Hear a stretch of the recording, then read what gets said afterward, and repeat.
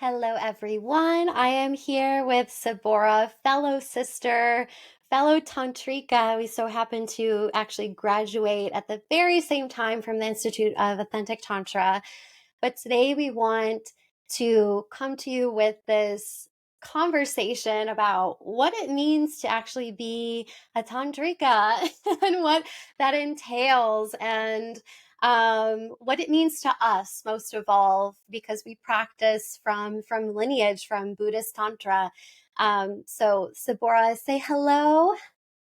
Hello. Hello. So happy to be here with you, Ava, to talk about one of my absolute favorite topics. And yeah, just so honored to be on this episode and to share my experience of what I've gone through and how I came to be a Tantrika and yeah, just everything that it involves, and just happy to be able to share. I would love for you to tell your story on how you actually fell into being a tantrika. This is such a widely used word. Like, that's why we really want to do this podcast. Like, pin this shit down. Like, it's not just some woo woo neo tantra sacred sexuality stuff. So, Ceborah, please tell us how you fell into lineage based tantra.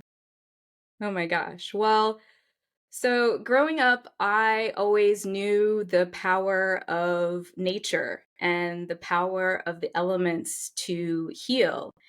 And growing up, I also experienced a lot of adverse childhood conditions, a lot of trauma, a lot of suffering, basically, and abuse. And knowing that and having those two opposing experiences in my life, I really knew that I wanted to be a healer, but also knew that I couldn't do that from a place of my own personal suffering. So as I grew up, I actually was on a path to being a doctor and did everything that I could in my world to be that. I was pre-med, I was a candy striper. I signed myself up for like science camp. I took Latin for 5 years. I mean, everything, because I was like, oh, I'm going to be a doctor, all this stuff. And then when I actually got to college and started like really digging into like the pre-med classes, I realized, wait, this isn't what I want to do. This isn't aligned with what I am and what I believe in. It was, just it was almost neglecting our inherent knowing that our bodies are able to heal and commune with nature and are able to heal naturally. And it was kind of the opposite of that. Like, how can we intervene to separate that connection from ourselves and our body and our mind and our spirit, instead of that, like I said, the inherent wisdom of nature of that integration and connection to find healing. So, and also, like I said, just as I grew up and became an adult and recognizing my own traumas and abuse, I kind of went on my own path of trying to heal, of utilizing, different methods, whether that was talk therapy or, practicing yoga or doing just different methods that, in some ways were helpful, but then in other ways, it almost seemed to make my symptoms worse. And it seemed like I was getting worse and worse.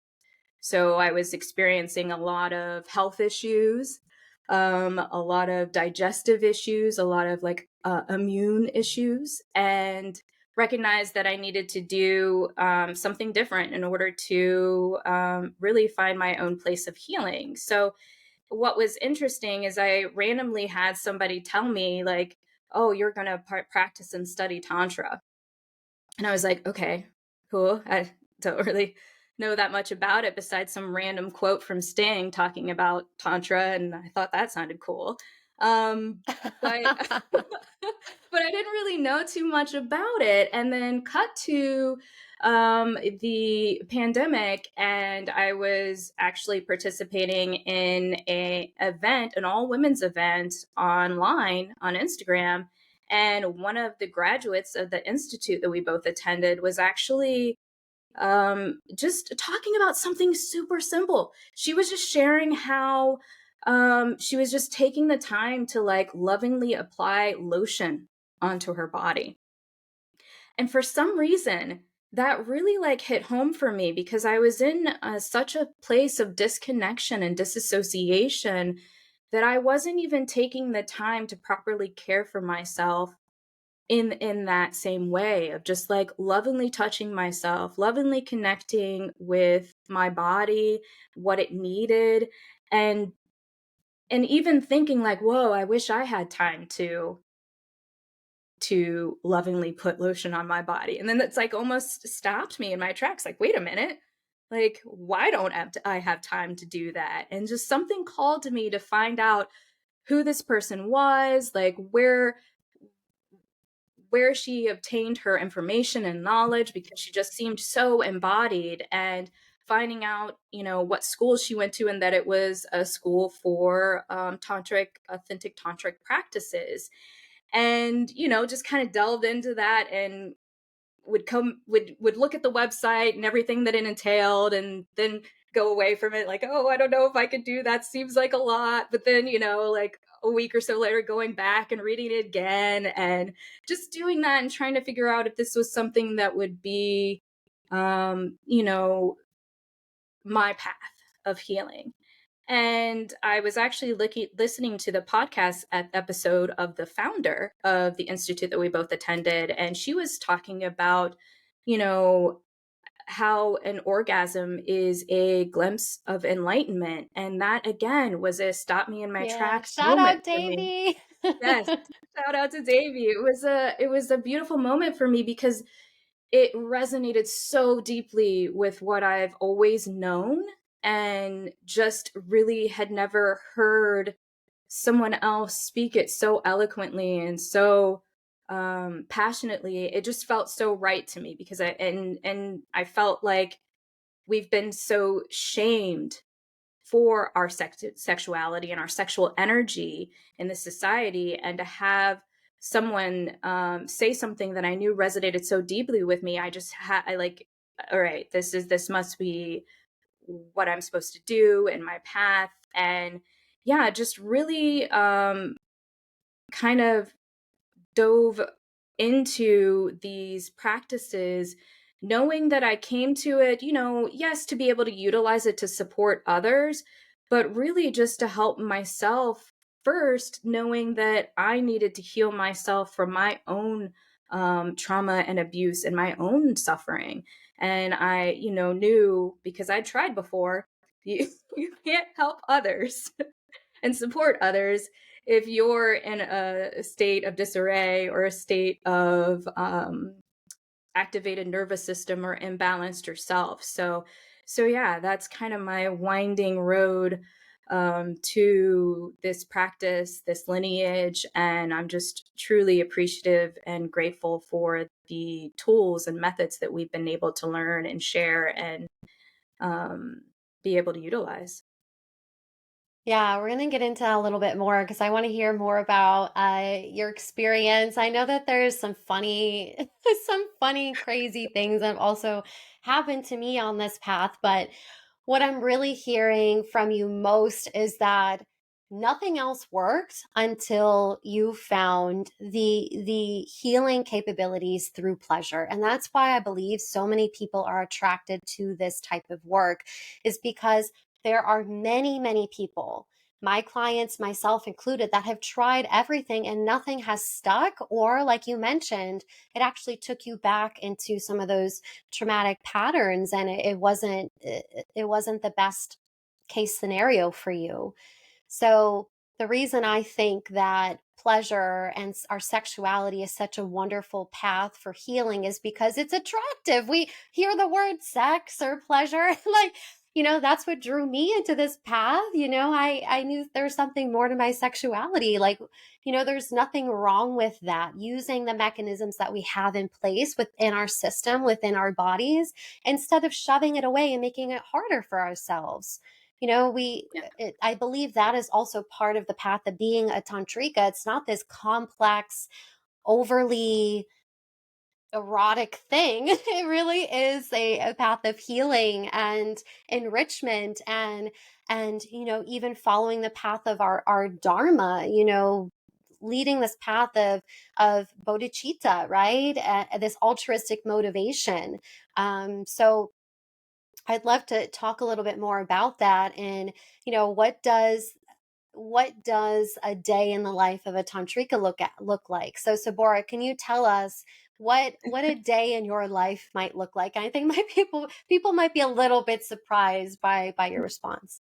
Yeah, absolutely. And I want to mention too, you spoke on that um, pleasure being that medicine that we use. And I also want to touch on that it's that pleasure, but it's also that connection with self love. And I feel like that is what brings about that healing. It's that cultivating of pleasure through that connection and self love. Our Lama says if there's um, no love, then there's no Tantra. So without love, um, we're not practicing Tantra. So I think it's really important that that is shared as well, because, I know that there are misconceptions about Tantra, that it's all about your sexual experiences. And that is certainly a part of it, because our sexual energy is certainly where we've experienced so much trauma in our lives. And it's also about that love, that connection that we have for ourselves that then extends to all others. So yeah, so my day in the life of a tantrika, yeah, is probably pretty surprising. I really I feel like I want to share that starting my day with appreciation is really what is the most important to me. So just starting my day with appreciating the fact that I woke up on another day, to be able to experience this world, to be able to experience all that I've been so favored to be given, and really just honoring everything that I have and being thankful and appreciative for it, because we know that what we focus on grows. So if we can focus on the things that we're so appreciative of and grateful for, then that energy is cultivated and grows and multiplies. So that appreciation is so important to me and part of my pleasure practice, really. And then also, an important part of my Tantra practice weaving through the day is really merit.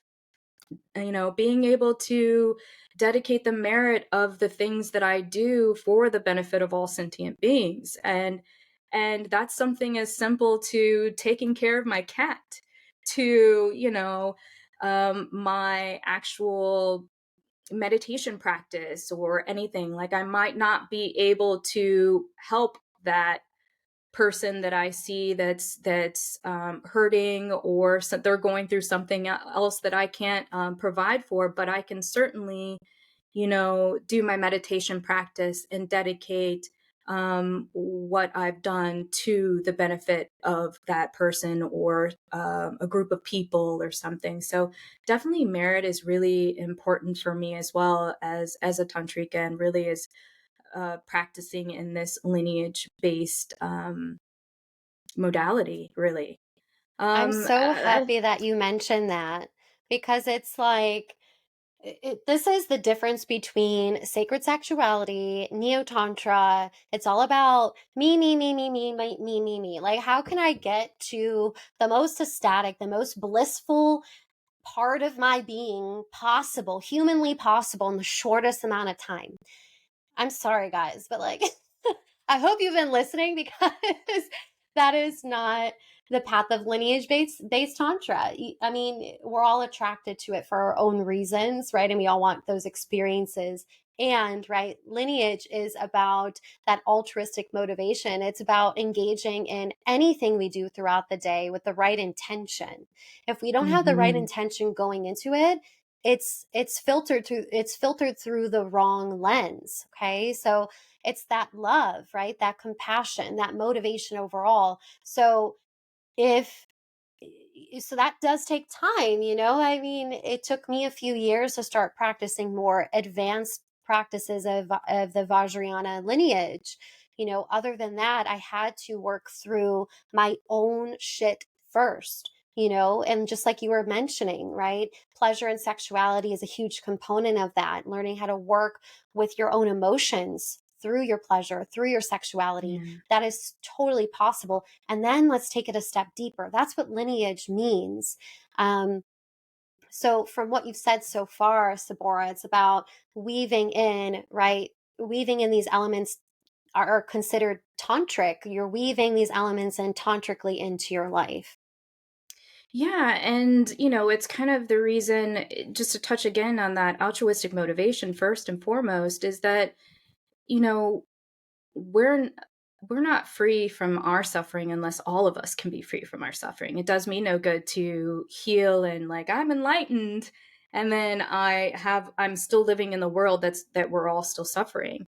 It's not appropriate. It's not fulfilling in any way. So that's really one of the reasons why I was drawn to these lineage based practices, was because of that altruistic motivation, that I'm doing these practices for my benefit, but I'm doing this for the benefit of all as well, and to support them. And then I also wanted to mention too, you know, weaving Tantra and weaving the wisdom of the elements and nature in can be done in everything. And it's done through, yes, our pleasure practices, which can be amazing. And it can be woven into our nutrition. uh, it can be woven into the things that we experience and what we choose to watch in our entertainment. It can be woven into everything that we're doing when we're consciously, engaging with the things and the people and the experiences around us. So, just something as simple as, honoring the food that's on my plate, but enjoying me creating that food. So maybe putting on a little bit of music, maybe dancing, maybe, singing while I'm making my food, and like infusing that, energy of love, of appreciation into what I eat and consume. And then honoring that food and, setting it up in a beautiful way, creating that sacred space with it, honoring it, maybe having it out in nature. Things like that are really just the ways that I um, weave my tantric practices into everything that I do. Even something as simple as petting my cat and really just enjoying and being present with her purring and her appreciation of that love and connection that we have with each other. I mean, just those are simple tantric practices. And when, I think people can sometimes get bogged down by thinking that it only looks a certain way, like it only looks like the sexual practices, or it only looks like seated meditation. When Wait, you're really, telling me that you're not just a tantrika when you dress in all red and you have candles lit in a sensual photo shoot? You're telling me that's not not that's not the only time you're a tantrika? Are you kidding? yeah, and that's the surprise, that being a tantrika, and what that means to me at least, is really embodied in everything that I do, whether that's in or out of the bedroom, whether that's when I'm wanting to look sexy in a red dress, or when I'm just putting on sweats and really feeling myself in those clothes too. So, it's just the embodiment of myself and my sovereignty and what that means. And we can touch on that more in a bit too. But yeah, just being able to, again, I just want to bring home, for me, tantra is self-love. It is self-connection. So anything that I'm able to do that can bring about that self-love, that self-connection, I feel I'm practicing tantra. Yeah. And again, we all have these different descriptions or ideas or personal attitudes on what Tantra means to us, right? We can ask anyone in our Sangha and they're all going to have a different response. So, when people ask me what is Tantra or what is a Tantrika, I mean, it goes to show just how complex the conversation is, but how simple it also is at the same time, right? So we're carrying this kind of concept of non-duality as well. But in terms of even practicing lineage, right? I'm hearing you, Tantra is weaved into any and every experience that it can be considered tantric. It is about the lifestyle. And what does it mean to practice lineage based Tantra? Because I know personally, you and I have had the opportunity to do more advanced practices that we don't offer our clients. And those types of practices, they're not for everyone, but they are reserved for this, for Buddhist Tantra in particular through this lineage. So, what has been your experience um, in particular with those tantric Buddhist concepts and practices that you've also been able to dive into? Yeah, so they're they've been very powerful, and I've definitely been mindful of the being compassionate with myself. And we're always told in our school, in our training, slowly, gently. And I've definitely had times where I have not done that, and I think it's important to note too, doing advanced practices and really doing any of the practices that we would share with clients as well, is that because we live in a world that is so traumatized and has a lot of trauma that's in our bodies, you can easily overwhelm your nervous system if you do too much. And I also want to say too that I personally, as a solo practitioner, it is, I'm mindful of the titration of what I do. So what I mean by that is I have to be mindful if I'm the only one holding space for myself. So if something comes up while I'm in doing these tantric practices, whether it's the sexual practices or whether it's just meditation practices for seated meditation, I have to be conscious and aware that if something comes up, that I have the capacity to hold space for that in that moment on my own. And so Mm. because of that, I have to be mindful, because I've also done the other, just let's just keep going. I've got it, and then like, too much. And then have to take a break, or it's been too much and I have to let my body, readjust, reintegrate after doing something that's brought up more than I'm able to process and handle on my own.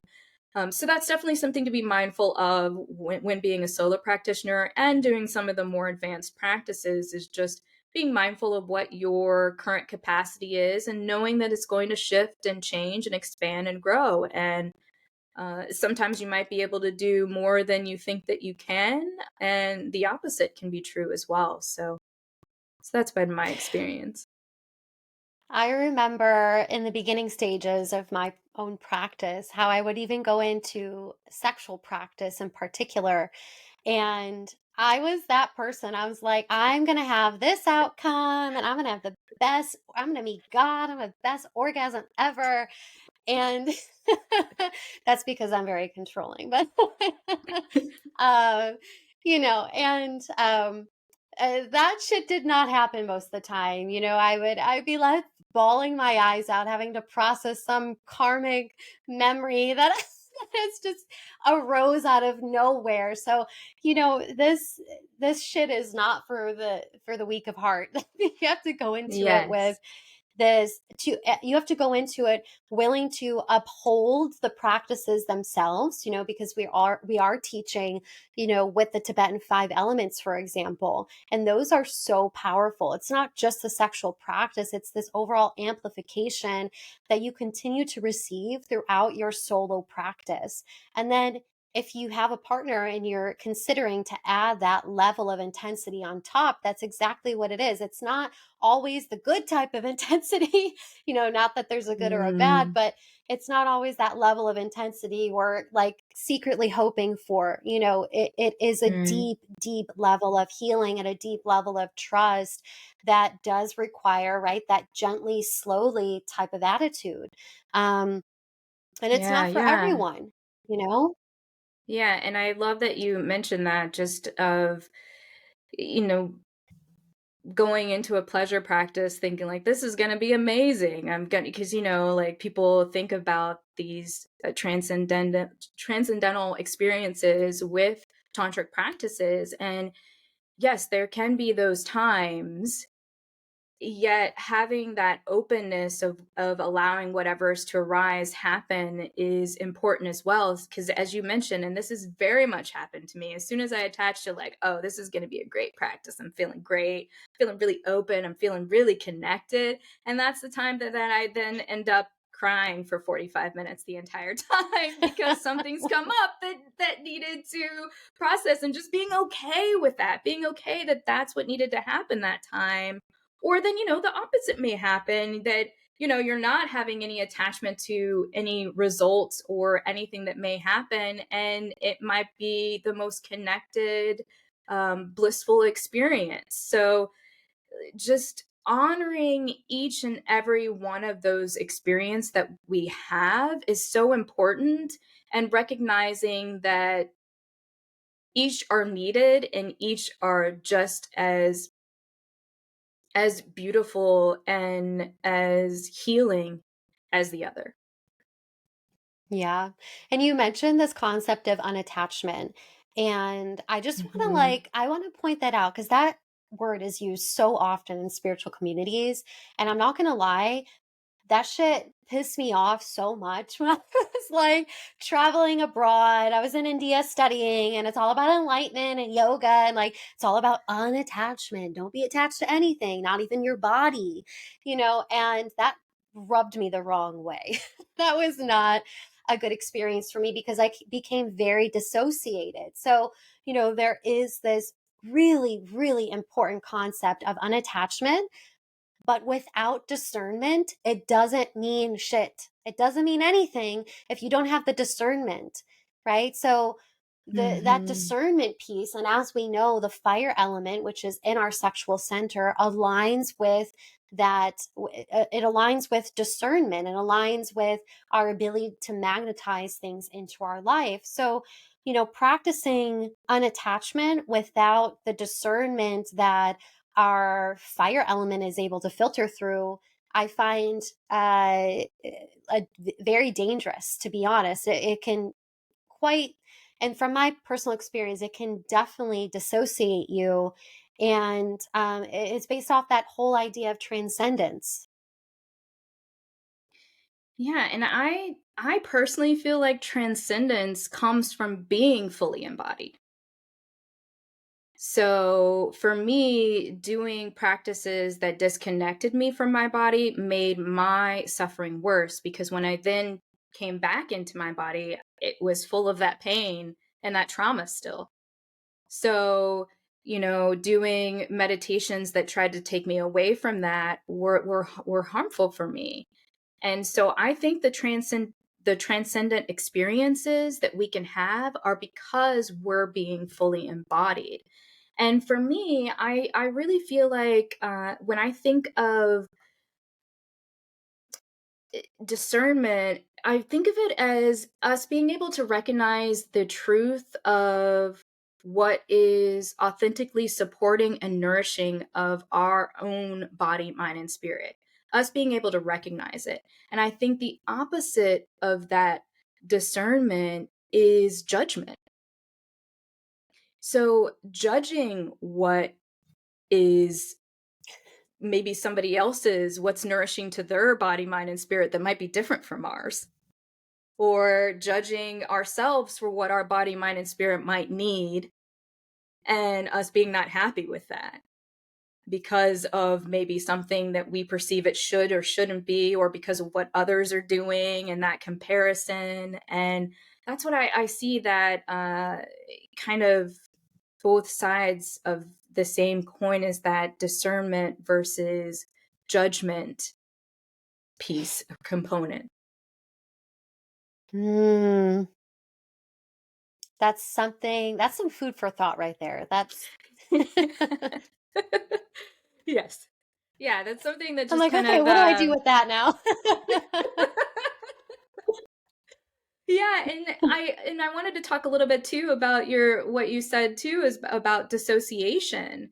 So that what people might think are transcendental experiences, but are in fact are dissociation, it leads me into that disassociation is that disconnection from our bodies, and which is really a trauma response, as you mentioned. And I really think it's important to kind of name that and just talk about what trauma really is and what it can look like, because I feel like that's something that perhaps is misunderstood, or is maybe placed as a different type of diagnosis, other than being aligned with something that is a trauma response.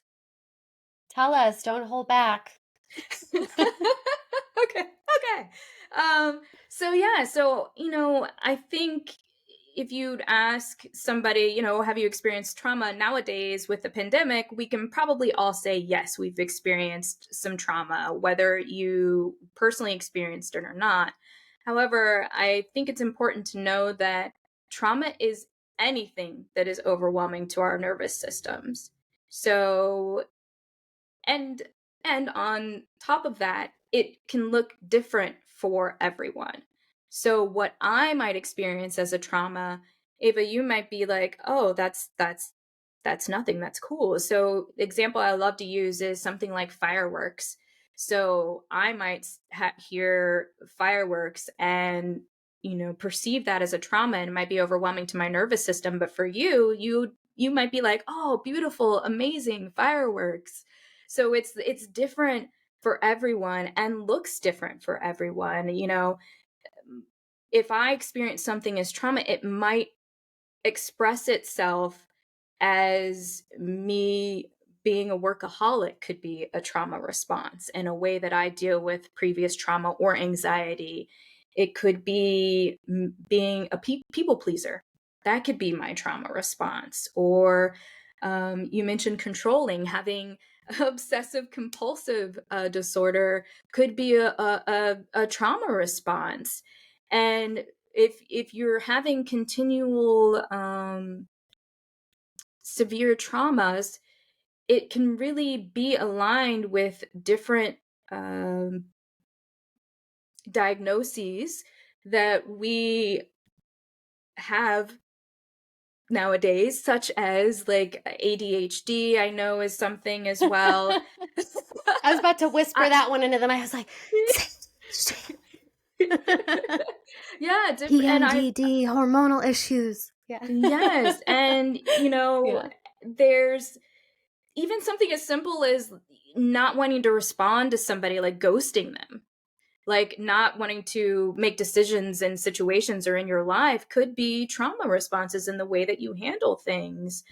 I know for me, something as simple as one of my go-tos was, if I'm feeling a lot of anxiety, I might start doing math calculations in my head. And that was a sign for me, oh, wait, what's going on? That's an Something interesting one. wasn't. I haven't Yeah, heard of that yeah. before. And that's part of that self connection, and that knowing yourself and your own inner knowing, and what your go-tos are, and how you handle your stress responses and your traumas, and where you go to.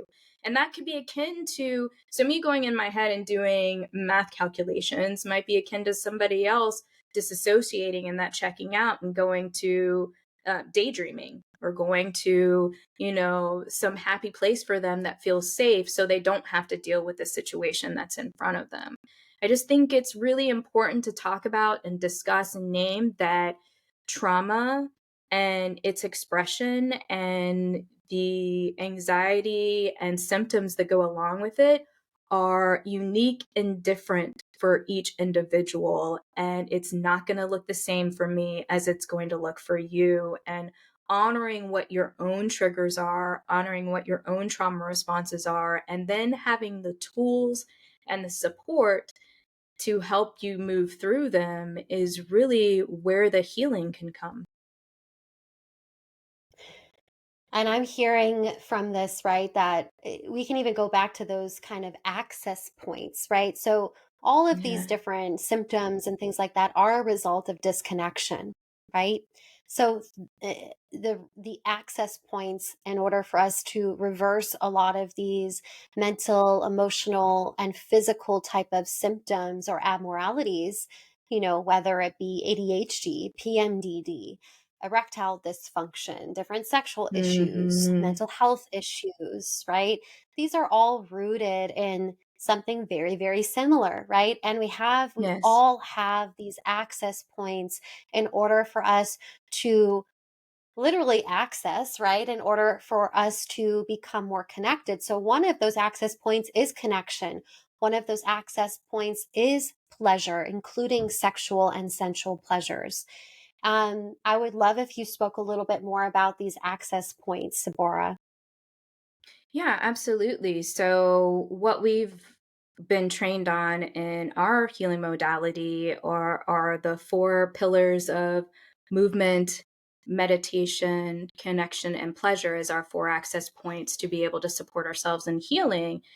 And I think it's important to utilize obviously all four, but there may be times where you're experiencing blocks in one of these different access points, and it's important to be able to have different tools. So for example, you might have experienced a sexual practice and you're experiencing blocks and you're crying and you're just like, I don't, you're starting to feel aversion to doing your sexual practices, and knowing that you have other access points. Okay, well, I can do some movement practices to maybe move through this energy that seems stuck and that I'm not moving through. Or you might have some built up trauma, or be in such an activated state that maybe sitting down for a meditation practice isn't really working for you. Maybe you're too agitated to sit there and follow your breath or do the mantras that we teach or the elemental meditations that we teach. So, having that different avenue or access point, like a movement or a connection practice of a pleasure practice of journaling, can be a different way to access what's going on. Of bringing in NVC or nonviolent communication, of asking yourself, what am I feeling, what am I needing, different things that you can utilize. It's so important to have different tools and not just relying, oh, tantra is just about sexual practices. And there's times where I've, set everything up, I've created sacred space, I'm like, I'm ready, and then I get in there and I'm just like, I'm not, this isn't, my body's not wanting it, I'm not ready, something's going on, something's blocking. And instead of just trying to push through that, I instead, take the time to check in with myself. Okay, what do you need? What are you feeling? And is there another way that I can move through whatever it is? And maybe that's going, just being outside in nature. Maybe that's me actually painting and creatively expressing myself in a different way. And it's just important to have different tools to move through trauma, to move through stress, and to do it somatically. And I think that's so important because I have tried, I think I mentioned earlier, doing things like talk therapy, which can be super beneficial and very supportive. For me, on its own, wasn't supporting me fully to release the things that I had experienced in my life, because I had learned that the traumas were still staying stuck in my body. They weren't being moved through. So it wasn't until Your I brain has started a to, tricky way. Your brain has a tricky way of keeping you stuck in those patterns. I yeah, mean, and they I've would worked with just people that swirl. have Yeah, I've worked with so many people that are like, I've tried everything. I've gone to therapy for decades. I'm like, well, clearly it's not working, and I think this is why these conversations need to happen, is because we are paving the avenue for for new healing mechanisms to happen. We're paving that way. It's not something that's set in stone. Okay. So I think a Yeah. lot of people miss out on that. They're like, well, talk therapy exists and it's worked for however long. And that, it probably still works for me. And that's usually not the case. You have to find the type of healing modalities that suit your needs the best. And personally, I think that, right, using the body and using our pleasure and using our senses and staying in the body somatically is the very best way. Mhm. I mean, that being said, of course, a lot of us have a lot of deeply ingrained subconscious beliefs that can prevent us from even starting that process somatically.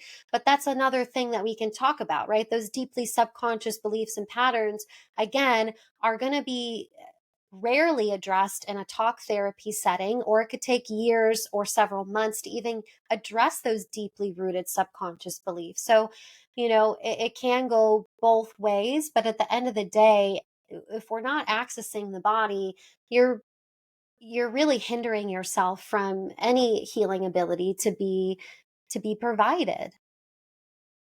Yeah, and sometimes you're experiencing symptoms of something for which you might not even have any words for.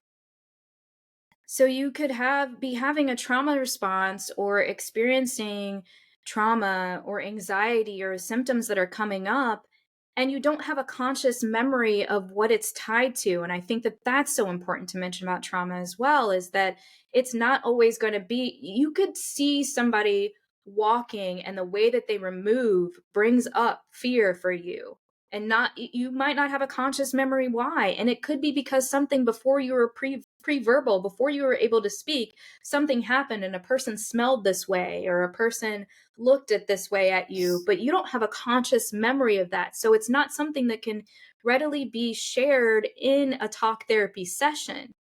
And when you're moving through things somatically and having tools to move through things somatically, you're able to have something like that come up, and you don't have to have words to be able to express what it is that's coming up. You're just it just is able to come up, and with the tools that we share and teach, be able to be moved through without necessarily being like, oh, that was because when I was 6 months old, I had blah, blah, blah, blah, blah. Because that's not always going to happen. You're not going to always have words to put to a trauma response, to put through why you're experiencing fear or anger because of a situation that's happening in your present. And that's so important to name as well. It's working through with the body in that bottom up approach, allowing, because the body, as this beautiful book says, the body keeps the score. So even if you don't have a conscious memory of something, the body remembers, the body knows what it's been through. And so tap into that wisdom, tap into tools that can connect with the body, that can allow it to release what it needs to release, in order for there to be that healing without there necessarily having to be a story attached to what is moving through you.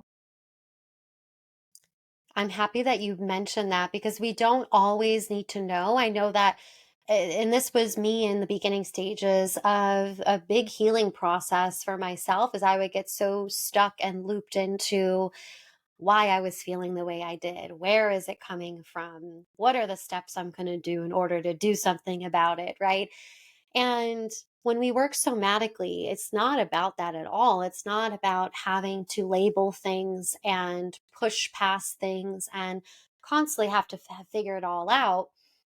It's really about that, like you mentioned, that bottom up approach where we are working with our emotions, working with our body, working with the symptoms, working with our pleasure, we're working with all of these things that are already existent. They're already there within us. Mhm. Instead of having to push past it and try to find something new and work with this thing that we're not so sure of, right?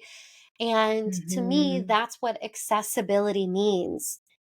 And we've been doing this shit for thousands of years. The word somatic, I'm pretty sure is relatively new. I haven't heard people talk about somatics until like the last 3 years or so. And or at least it's become very mainstream.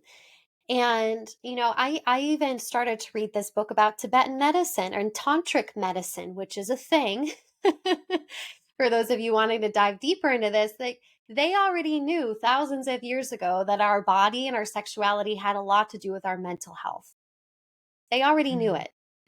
So why is it that we've become so disconnected from that? And then there's also individuals who are so critical on on that even being a possibility, right? And again, that's a trauma Mm. response to me, self-sabotaging the very real possibility of healing, but we want to stay sick and stay in pain and stay in our own suffering. And to me, Mm. that is one of the greatest things that plagues society, that plagues the human race, is that we have the tools available. Now is the best time possible, probably like ever, uh, to for these things to be accessible, readily accessible, right? Yeah, So in this absolutely. this age of new information and so much information coming your way, right? To just come back home and come back home Mm. because the body is Buddha. The body is God. Yeah, absolutely. That's so beautiful, so beautifully said, Ava, and so important to know that really what we're talking about and sharing, as you said, is coming back to what we've always known, that we are that spark of divinity. We are that spark of God. We are that spark of source. We're that spark of Buddha, whatever resonates for you. And we're that connection to the elements, to nature. And as we've moved away from our connection to nature and the elements is where our suffering has really come from. And when we can come back and integrate with ourselves through nature, through the elements, is really where we're able to find that healing, that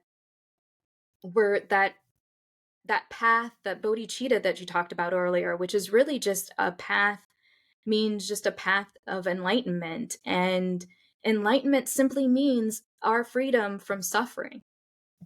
So coming back to our hearts, coming back to unconditional love for ourselves and all sentient beings is really what we're talking about here, and just really re-accessing the wisdom of our own inner knowing that nature is what really can provide the healing and support that we need. And now, like you're saying, we need, no, we all can't just go and live in the forest necessarily. Yet, what we can do is bring the forest to us with the tools that we're talking about and the tools that we share and teach are ways in this present day that we can utilize and harness the power and the wisdom of nature and this earth to be able to support us in healing through the body from various things like the traumas that we've been speaking about. And I just want to say the very power and potency of lineage based practice, the Tibetan five elements in particular, it's not just about, right? And we touched upon this very briefly, but it's not just about being able to heal our own energy bodies and our own energy systems. This is literally the interconnectedness of the entire universe. And when you harness that power of lineage, right? And this is not a religious thing, this is totally secular, this approach. When you harness that power, it has the potential to directly affect your relationships and the people that come in contact with you. and non-directly affects the earth as a whole, planetary Mm. existence, humanity. So Mm-hmm. this isn't some like woo-woo thing where it's like, oh, if I just send good vibes out, it's everything's okay. It's like the very potency of lineage you cannot recreate. You cannot get Yeah. that in neo tantra and 1 hour workshops and striving towards the best orgasmic experience ever. It has to come from this place of love and compassion and true desire, not just from a place of ego, but from a place of true desire to see all of humanity truly thrive. Mm. Yeah, and the tools that we utilize and share have been used for thousands of years. These are tools that have been used to bring about healing for thousands of years. So they work. So we have the lineage to prove that people have utilized these to achieve freedom from suffering and have then been able to then share those with others to do the same is what makes these practices so powerful. And so when you have that compounding and more people being able to share in these practices and this information and these tools, as you're saying, this then permeates out to all there is. So me being able to, our Lama always says inside, outside, same. So us being able to, me being able to, we'll say, cultivate and practice, utilizing the wisdom of the elements. That's gonna then permeate out to the people that I experience during that day, and then that ripple effect then the people that they experience in that day, and then that week, and then that month, and that year, and then it just keeps growing and expanding, and knowing that and knowing that I am doing something that can support myself in healing and going back to that altruistic motivation that I can do something that can support others as well is really what always um, inspires me to keep coming back to these practices, these tools, these methods. You're not alone. You hear that? You're not alone. Quite literally, you're Yeah. practicing with thousands and thousands of other others that are a part of all of that existence within the lineage. And I just want to say that when we're talking about lineage and Tibetan Buddhist Tantra and Vajrayana, I'm using all these fancy terms. It might sound or feel a little bit like, like I don't know what that is, or it sounds a little like I'm not going to fit into that spectrum. But in reality, these practices and tools have been created for people like us, individuals who have no experience with tantra or meditation, or even knowing what it's like to be in their body. But maybe they have families, maybe they desire a long-term partner, right? We're not talking about going and sitting up in the mountains and meditating your entire life, right? We're not monks. We live regular lives. But the fact that these are so accessible and tangible for us to integrate into our lives as a whole is incredibly powerful. And to know that we're not alone. We're not alone in this. Mhm. Yeah, Um, absolutely. Yeah, and I think it's important too to share that healing, and no matter what tools that you choose to utilize, that healing is a journey, that there's no stopping point, there's no like, okay, I'm healed, great, like it's done. Healing is a journey. There is going to always be expansion, there's always going to be lessons to learn, ways in which you can grow, new things to integrate and to understand about yourself. And I think that that's the most important thing to learn or to know on any journey. It's important to understand that it's a journey, but it's also important to understand that we cannot heal alone,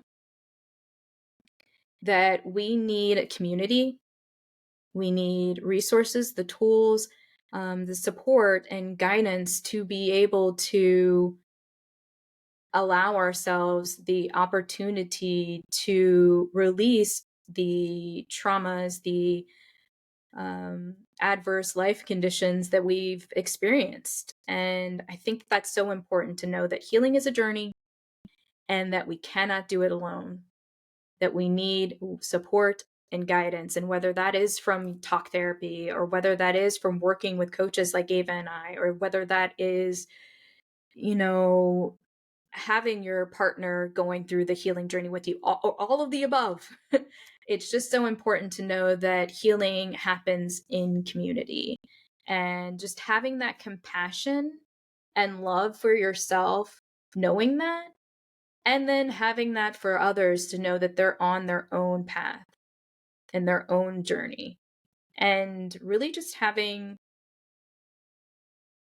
that you're doing the best that you can with where you are, no matter where it is on your journey of healing, I think is really important to share as well. Yeah, we're not meant to do it alone, nor should we. Mm, I think that's why this process tends to cease for a lot of individuals, is because it to even fathom to do it alone is painful. mm, And our minds will do everything in their power for us not to experience pain. So, whether we disassociate or numb out, we will always find ways to go around that. But when we have community and support and friendship, it is. It's hard to put into words how powerful that is, right? And that's what a lot of people are missing out on. And I mean, I was the same way for so long, where I just considered myself to be pretty much a lone wolf. I had a lot mm, of women who I'd have maybe short-term friendships with, and then I would be told that I'm intimidating or whatever that is. So it was hard for me to have that type of really loving depth in a platonic way with other people, mm, and it wasn't until I let go of my own expectations of how I should show up in relationship mm, and in the world that I started to form the intimate connections that I truly, truly desired. Because at the end of the day, we all desire connection. That is the mm, one thing we are all striving towards. But it is also the thing that we fear the most. And guess mm, what? Your brain, your mind, you can't hold conflicting beliefs. Conflicting beliefs causes pain and suffering and stagnation. So at the end of the day, yes, connection on every single level is the antidote to our suffering. Whether it's a physical suffering, a mental, emotional suffering, a relational suffering, whatever it is, connection is the antidote to that. So if you are someone that is afraid to take that step further, maybe you're not even aware that you're afraid yet. Um, that's why. There's nothing wrong with you. You're not broken. It's just the fact that there's many, many things that get in the way of that causes our inability to take the step forward. But that's what we all truly desire. So you're not alone in that. So take, that made me not feel so alone once I actually realized that and understood that. yeah, absolutely. And maybe previously, due to different life experiences, I know this was for me, experiencing connection that was painful. Yeah. So then the next time you do want to try to connect, then you have that, oh, I don't know, because I remember I tried it this other way and it didn't work and it was painful. And so, as you said, you try to go around to different ways to not experience that pain again, or just continue to stay that have that separation so that you're not, if I'm not connected, then I won't experience that pain again. So it's that expression of, it comes back to where we started, really, that Tantra and these practices help us to support ourselves in having that self connection. And I believe when we have that self love and that self connection, that is then what breeds the ability to have those authentic connections with others. Yeah. So you hear that and you want to meet God through sex, then it's gonna be a little bit of a healing journey, just a little bit.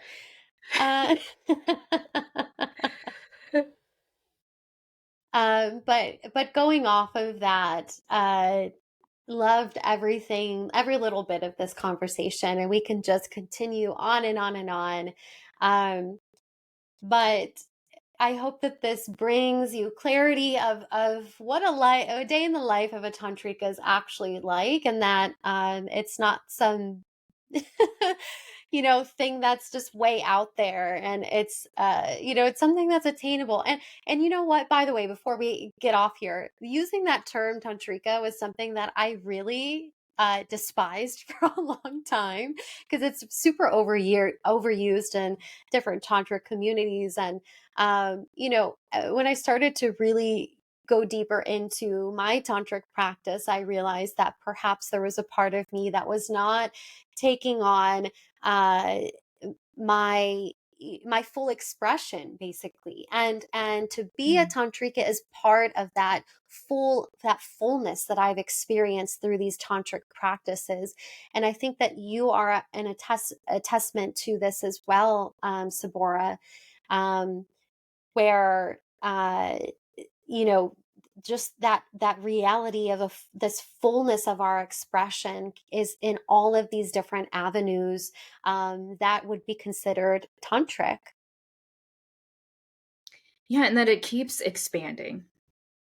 That as we continue to do the practices and utilize the tools, that we keep peeling off these layers of trauma, of suffering, of experiences that maybe weren't serving of our soul's highest purpose, to really begin to shed these layers, these masks, we'll say, to be able to come back to our authentic nature, our authentic selves. And yeah, I think that that's important too, that there's always, like I said, the journey, but there's always this constant shedding to realign with our body, our speech, our mind. And I think that's where we will dedicate our merit to all you beautiful, sexy people out there. May you encounter the most auspicious life full of pleasure and joy and connection through body, speech, and mind, as we say. So thank you Absolutely. so much, Ceborah, for being here. I love you so much, so dearly. And I wish I could just hug you so tight right now, but Yeah.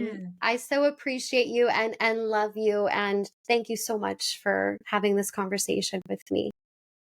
Yeah, it was such a pleasure to be able to connect with you and talk about all of these things. And I hope that they were beneficial and helpful to anyone who is looking to maybe try not the most mainstream or traditional avenue of healing, but is looking for something to support them, some tools, people, whatever it is, to really support them on their journey of healing, whether it's working with Ava or I, or just maybe just exploring these topics that we've discussed today. And I just really appreciate the opportunity, Ava, to really get to connect with you, connect with your audience, and just had a great time being able to share about Tantra and how it's really just been so pivotal and healing for me, and hope that it's the same for others who choose to partake in it.